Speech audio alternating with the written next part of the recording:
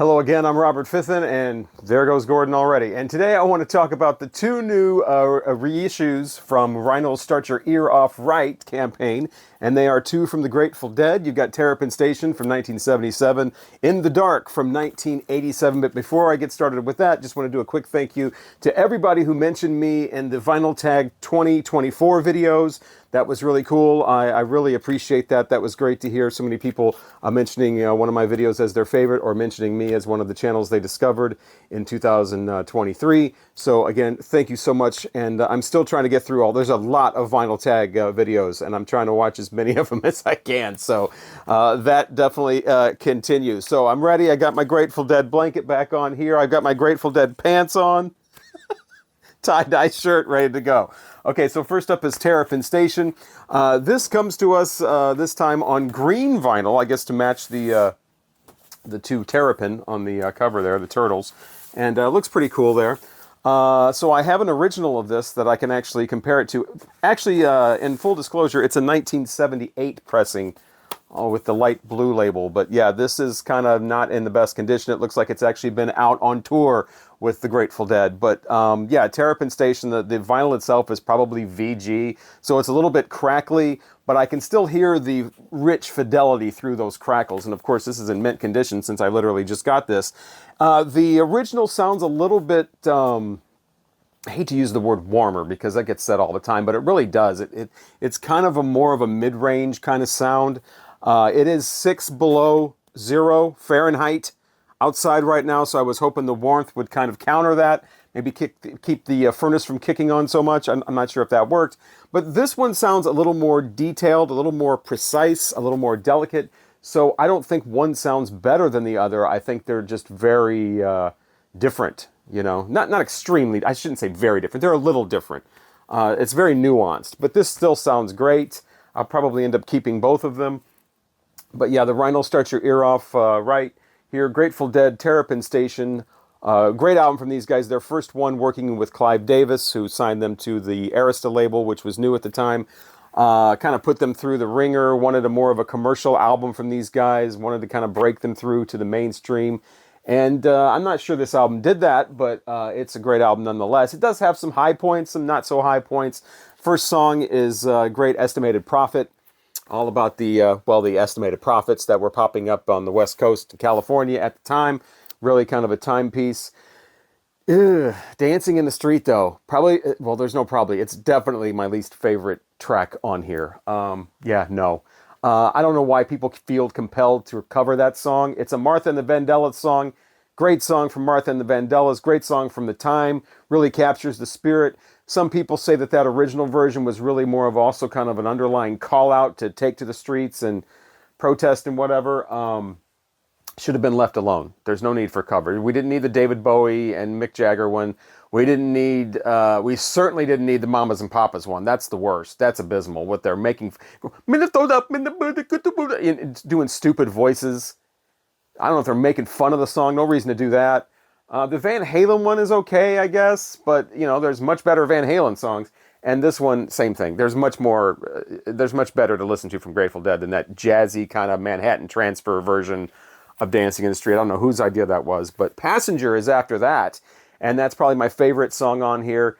Very accessible. Even great people who aren't necessarily Grateful Dead fans would probably like that song. It just bursts out of the speakers. It's so much fun. It's very short too. It's not even 3 minutes long. But I love the slide in that. I love the lyrics. Just a great song from the Grateful Dead. Wonderful to put on their catalog if you're making like a playlist of best songs. It really kind of just shoots out there and then comes and goes pretty quickly. Like I said, pretty short song. I always thought, the first time I heard it, I loved it. And I thought it sounded kind of like a Fleetwood Mac song, you know, kind of mid-70s Fleetwood Mac. And then I found out a few years later that this is actually produced by Keith Olsen, who produced the 1975 Fleetwood Mac album. So that definitely makes sense. But yeah, Passenger, definitely my favorite song on here. You got Samson and Delilah, which sounds like the Grateful Dead doing like a gospel thing. It totally works. And then you've got Sunrise from Donna Godcho, from Keith and Donna. And she's great. She rarely gets put out front. I mean, she was still kind of a new member at this time, but she's out front on the vocals. I think if you just played that track on here and somebody didn't know that it was a Grateful Dead album, it definitely sounds different with a female vocalist out front doing lead vocals. So it's kind of it kind of throws you off the first time you heard it if you're not expecting that. Same thing with the end of side two. Side two doesn't really sound. The end of it doesn't sound like a Grateful Dead album either. It sounds like the Grateful Dead Go to the Symphony or something like that. Not the biggest fan of that, but I do like the Donna Gacho vocal on there. Side two, just one big long song with different parts, so they could have divided it into different songs, but it's just one big long song. Terrapin Station, got the different Terrapin parts in there, got the orchestra part. I love the first part with Jerry Garcia, definitely sounds like the rest of the album. As it goes in, though, it starts getting more and more horns, more and more flourishes. You've got operatic singing at the end, and it kind of has this big crescendo ending like that. Like I said, like the Grateful Dead go to the opera. But overall, a great album. We could do, of course, I think, still without Dancing in the Street. I got to say it again. I do not like that track. But yeah, not a fan of the covers, various ones of Dancing in the Street. Passenger, awesome. Estimated Profit, great. That I always remember the show Mystery Science Theater 3000. They had a couple of episodes where the guys would be like dressed up for some reason like the Grateful Dead, and they would do that music. And I think it's the music from Estimated Profit that they would play during that. But yeah, like I said, I think I'll keep both of them. This one has a kind of a more of a mid-range kind of full sound. This one has a more detailed, kind of precise sound. So, and it's pretty because it's green. So let's not skip over the main part there. It's green vinyl. That's obviously the most important. The other one that came out from the Start Your Ear Off Right campaign is In the Dark from 1987.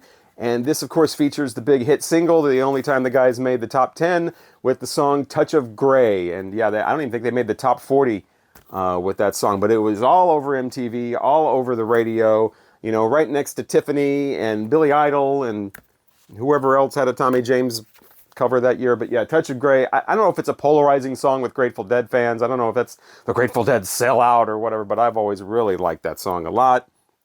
And this was actually one of the first Grateful Dead albums I ever had. I had this because in 1987 I was a freshman in high school. I think this might have actually been the first Grateful Dead. No, this was the second one. The first one I had was Skeletons in the Closet. So this was the first actual studio album I ever had from the Grateful Dead. And it's great. I especially like side one.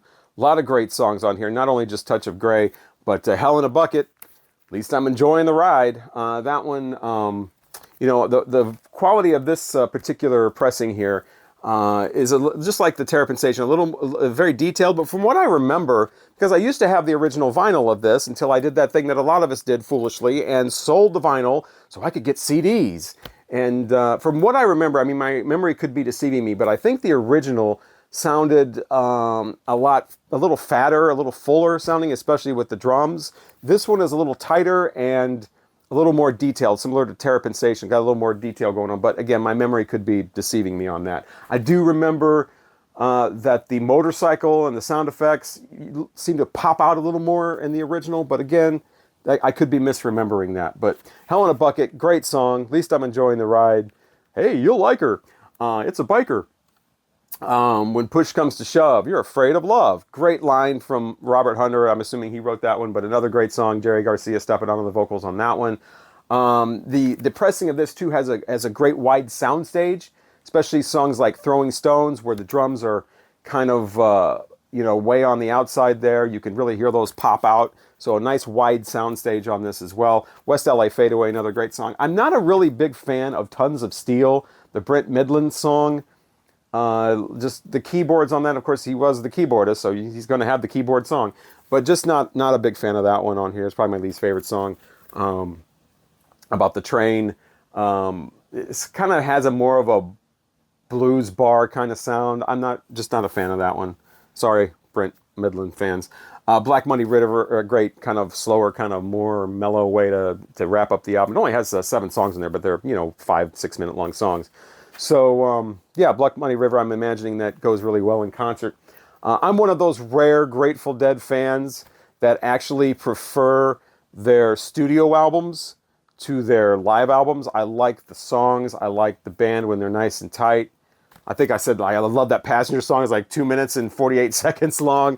But yeah, I definitely like the studio albums more than I like the live albums, but I just prefer the studio ones over the long kind of noodling, jammy, kind of jazz rock kind of influence, like long jams that go on for 25 minutes.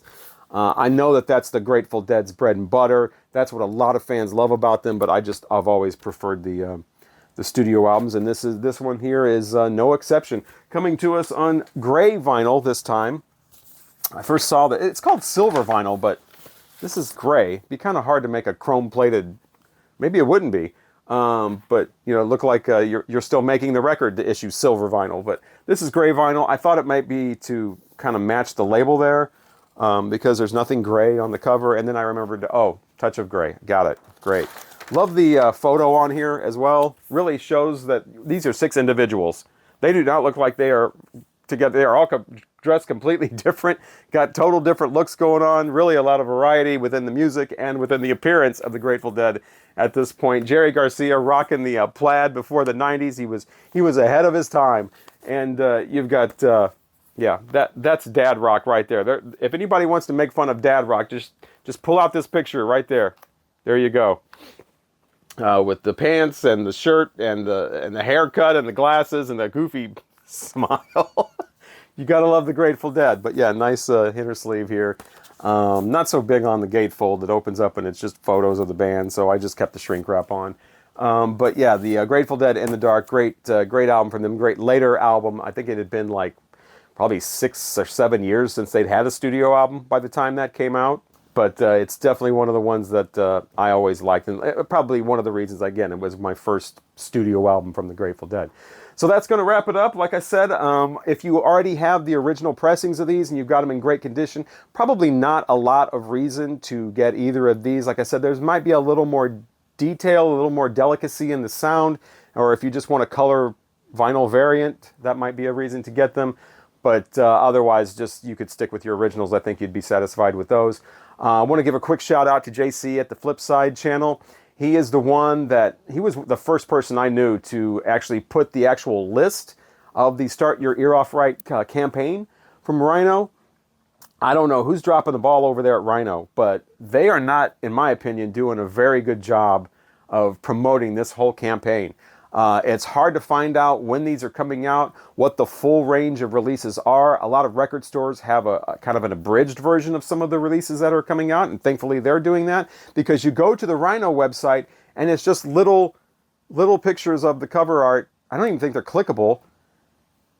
And I'm sure since they're out now, some of them are clickable so you can buy them. But I know that when before they were released, they were really not giving hardly any information about what was in this. And it was already on the internet in multiple places by then. Like I said, especially the Flipside channel had it way early. So thank you again for that. But yeah, they could do a much better job promoting what they're doing with the Start Your Ear Off Right campaign for 2024.